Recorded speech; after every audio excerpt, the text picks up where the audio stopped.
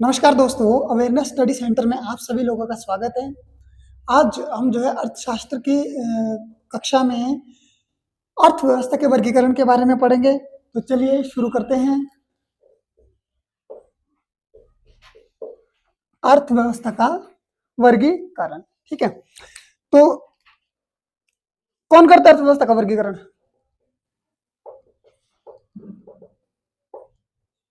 विश्व bank, world bank, ठीक है। प्रत्येक किसी भी पूरे के पूरे जो विश्व है हमारा पूरा का पूरा, ठीक है, संसार है, उसमें जितने भी देश पाए जाते हैं उनका सारा का सारा वर्गीकरण कौन करता है? विश्व बैंक करता है, ठीक है। किस महीने किया जाता है? जुलाई। देखिए, अर्थव्यवस्था का वर्गीकरण विश्व बैंक के द्वारा विश्व बैंक के द्वारा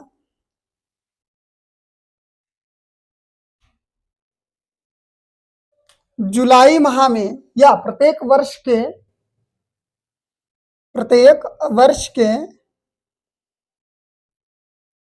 जुलाई माह में प्रति व्यक्ति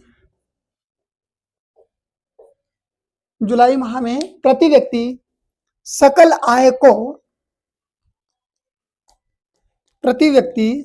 आय को ध्यान में रखकर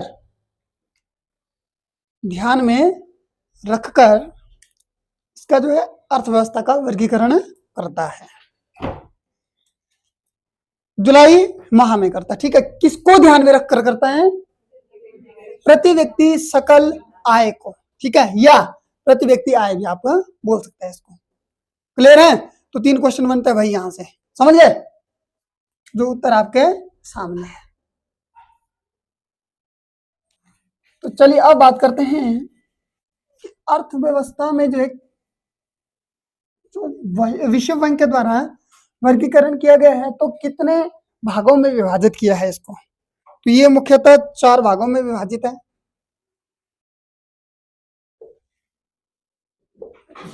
4 भागों में विभाजित है। नंबर 1 निम्न आय, नंबर 2 निम्न मध्य आय, नंबर 3 उच्च मध्य या मध्यम आय, नंबर 4 उच्च आय।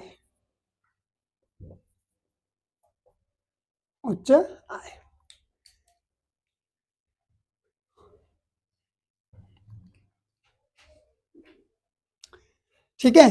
देखो, अर्थव्यवस्था को विश्व बैंक ने कितने भागों में विभाजित किया है? 4 भागों में। कौन कौन से हैं? निम्न आय, निम्न मध्य आय, ठीक है, फिर उच्च मध्य आय, ठीक है, उसके बाद उच्च आय। क्लियर इतना? ठीक है। अब किसके आधार पर बांटा गया है इनको? जो किसी देश की अर्थव्यवस्था है उसको निम्न आय वाली अर्थव्यवस्था का नाम दे दिया। मान लेते हैं कि भारत है हमारा देश, ठीक है, भारत को मान लीजिए निम्न आय का देश बना दिया। तो किस आधार पर बनाया? प्रति व्यक्ति आय के आधार पर, ठीक है। अब जो है इनके लिए मानदंड रखा गया है, तो वो क्या है? निम्न आय वाले देश वे देश होंगे जिनकी प्रति व्यक्ति आय जो है क्या होगी? $0 से लेकर के $1145 तक होगी, ठीक है। यदि किसी देश की जो प्रति व्यक्ति आय है वो, हाँ, मतलब 0 से, ठीक है, 0 से ही शुरू होगी, तो अधिकतम कहां तक जा सकती है? $1145 तक जिस देश की प्रति व्यक्ति आय है वो देश कहलाएगा निम्न आय वाला देश। क्लियर हो गया? पक्का? ठीक है। अब बात करते हैं निम्न मध्य आय वाला देश। तो इसकी जो प्रति व्यक्ति आय है वो कहां से शुरू होगी? बिल्कुल सही, ठीक है, $1146 से शुरू होकर के, ठीक है,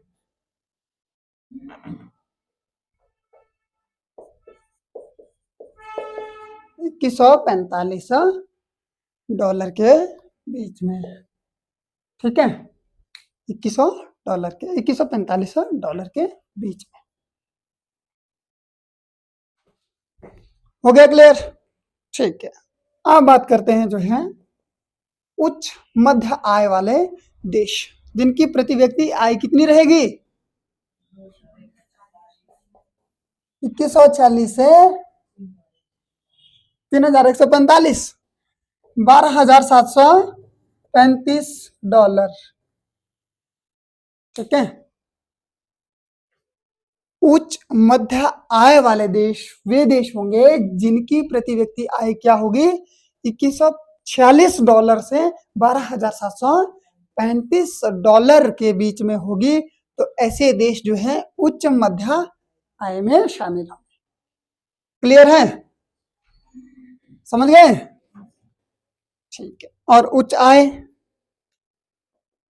वो कितनी होगी? 12,735 से ऊपर जितनी भी कमा सकते हैं, ठीक है।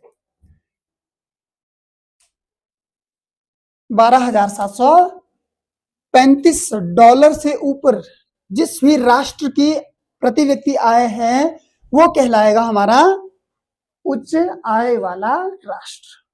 क्लियर है इतना? पक्का? तो ये फिगर जो आप लोगों को याद करने पड़ेंगे, ठीक है, समझने वाली कोई बात नहीं है इसमें। ये तो था अर्थव्यवस्था का वर्गीकरण। अब पढ़ेंगे अर्थव्यवस्था के आधार, ठीक है। क्या पढ़ेंगे? अर्थव्यवस्था के आधार। वैसे तो अर्थव्यवस्था के जो है 8 आधार है, ठीक है। कितने आधार हैं? 8 आधार, परंतु 3 जो है इसके मुख्य आधार हैं जिनकी चर्चा हम करने वाले हैं, ठीक है।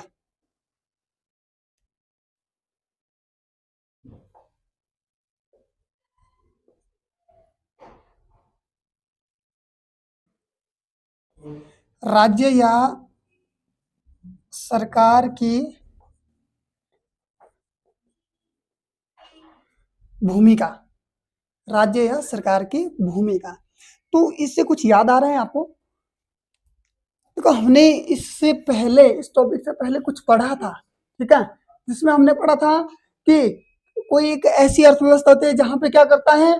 राज्य हस्तक्षेप करता है। कोई ऐसी अर्थव्यवस्था होती है जिसमें राज्य हस्तक्षेप नहीं करता या कम करता है, ठीक है।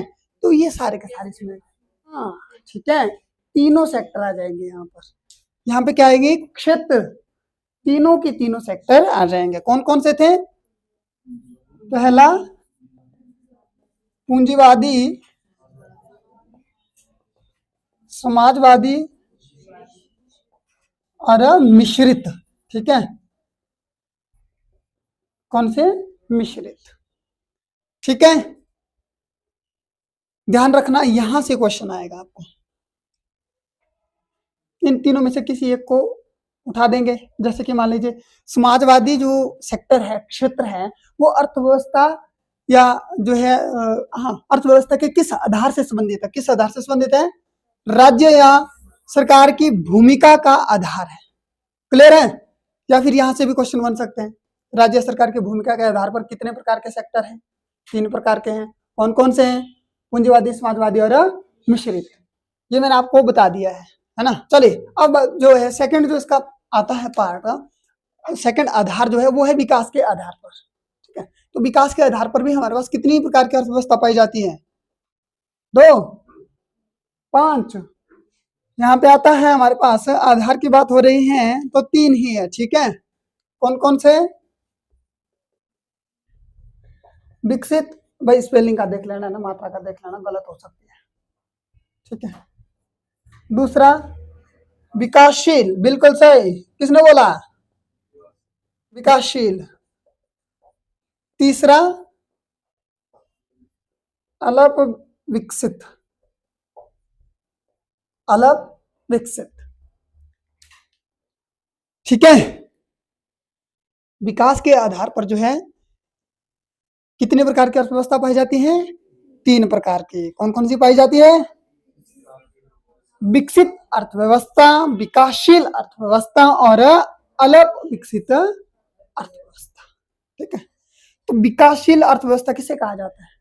ठीक है, कौन सी आय? राष्ट्रीय आय, सकल राष्ट्रीय आय, प्रति व्यक्ति आय, ठीक है, बहुत राष्ट्रीय आय जीडीपी के हिसाब से। ठीक है, कोई और व्यक्ति? यहां पर भी हम किसके आधार पर जो है अनुमान लगाते हैं? प्रति व्यक्ति आय के आधार पर। ठीक है, किसके आधार पर? प्रति व्यक्ति आय के आधार पर। जो हमने अभी पढ़ा, क्या जो उच्च आय वाले देश है वो सारे के सारे किस में आ जाएंगे? विकसित राष्ट्र में आ जाएंगे। उच्च मध्यम आय वाले देश है वो भी किस में आएंगे? विकसित जो है अर्थव्यवस्था में आएंगे। क्लियर है? समझ आ रही है? ठीक है, तो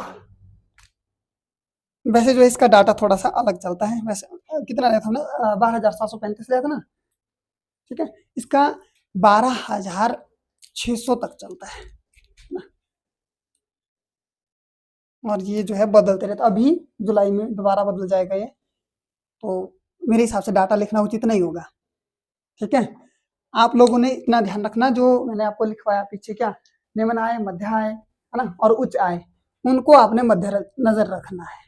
ठीक है, अभी जुलाई में दोबारा से नया डाटा आएगा तो ये सारे के सारे फिर दोबारा से व्यर्थ हो जाएंगे हमारे ना। जो डाटा लिखेंगे हम उसको छोड़ो ऊपर है। क्लियर है? आप लोगों ने इतना याद रखना, जो विकसित राष्ट्र है वो क्या है? वो किस आय में आते हैं? उच्च और उच्च मध्यम आय में आते हैं। ठीक है, जो क्या है विकासशील है वो किस में आएंगे? निम्न मध्य आय में आएंगे। ठीक है, क्यों? क्योंकि उसमें जो है विकास हो रहा होता है अभी विकासशील में, है ना। और अल्प विकसित क्या आता है? बिल्कुल निम्न आय में आता है। ठीक है, जहां पे विकास ना के बराबर होता है। तो आप लोगों को एक और काम है, तो यहाँ पर भी आपने क्या करना है, जो जो राष्ट्र विकसित राष्ट्र है उनका नाम लिखना है, जो जो विकासशील है उनका नाम लिखना है, और जो अल्प विकसित है उनका नाम लिख कर लाना है कल। ठीक है,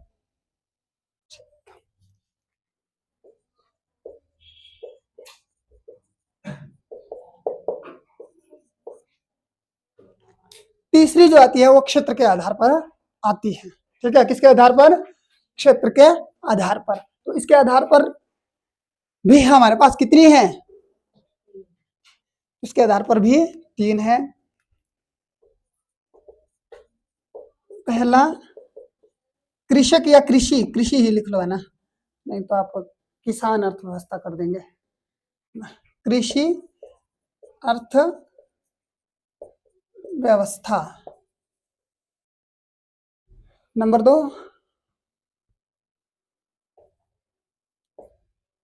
औद्योगिक, औद्योगिक अर्थव्यवस्था। नंबर 3 सेवा अर्थव्यवस्था।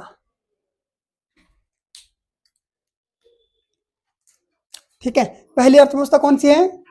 कृषि अर्थव्यवस्था। दूसरी कौन सी है? औद्योगिक अर्थव्यवस्था। तीसरे सेवा अर्थव्यवस्था। ठीक है, तो अब आप लोगों को मैंने सेक्टर पढ़ा दिए हैं, तो आप लोग बताइए मुझे कृषि अर्थव्यवस्था क्या होती है? जीडीपी। ठीक है, अब हम बात करेंगे जो कृषि के द्वारा उत्पादित की जा रही वस्तुएं हैं वो जीडीपी में कितना योगदान रख रही है। ठीक है, उसके आधार पर जो है किसी देश की अर्थव्यवस्था को हम इन तीनों अर्थव्यवस्था में बांटते हैं। हाँ बिल्कुल, जब देखिए कृषि जो करके जो उत्पादन कर रहे हैं हम, ठीक है, उसका योगदान इस जीडीपी में, ठीक है, जीडीपी जो है हमारे पास है इसमें कितना प्रतिशत है कि हमने जो है उस देश की अर्थव्यवस्था को कृषि अर्थव्यवस्था में रखना है, तो वो है 50%। 50% से कम नहीं होना चाहिए। यदि किसी भी अर्थव्यवस्था के जो क्षेत्र का, चाहे कृषि क्षेत्र हो, चाहे औद्योगिक क्षेत्र हो, चाहे सेवा क्षेत्र हो, ठीक है, उनका अपने अपने क्षेत्र में योगदान 50% जीडीपी में है या उससे अधिक है, तो वो या उस देश की अर्थव्यवस्था जो है कृषि, यदि कृषि क्षेत्र का है तो कृषि कहलाएगी, यदि औद्योगिक क्षेत्र का है तो औद्योगिक, और सेवा क्षेत्र का है तो सेवा अर्थव्यवस्था कहलाएगी। तो लिखो इनको सबको, ठीक है। कृषि अर्थव्यवस्था के आगे लिखिए आप जो है, ऐसी अर्थव्यवस्था जिसका किसी देश की जीडीपी में सकल घरेलू उत्पाद, ग्रॉस डोमेस्टिक प्रोडक्ट, जीडीपी में 50% या 50% या इससे अधिक योगदान हो, इससे अधिक योगदान हो तो उस अर्थव्यवस्था को कृषि अर्थव्यवस्था, तो उस अर्थव्यवस्था को कृषि अर्थव्यवस्था कहा जाता है। आगे भी 50% और आगे भी 50%, ठीक है, क्लियर है। तो ये था हमारा पहला टॉपिक, ठीक है, जिसमें हमने क्या क्या जाना, अर्थशास्त्र क्या होता है, ठीक है, कितने शब्दों से मिलकर के बना है, कहाँ से लिया है, ठीक है, और अर्थव्यवस्था के क्षेत्र, पार्ट, समष्टि, व्यष्टि, फिर हमने जो है सेक्टर पढ़े, प्राथमिक क्षेत्र, द्वितीय क्षेत्र, तृतीय, चतुर्थ, पंचम, ठीक है, फिर हमने आज जो है अर्थव्यवस्था का वर्गीकरण पढ़ा। तो आज की क्लास में इतना ही, बाकी पढ़ेंगे कल नेक्स्ट टॉपिक के साथ। तो आज के लिए मुझे इजाजत दीजिए, नमस्कार।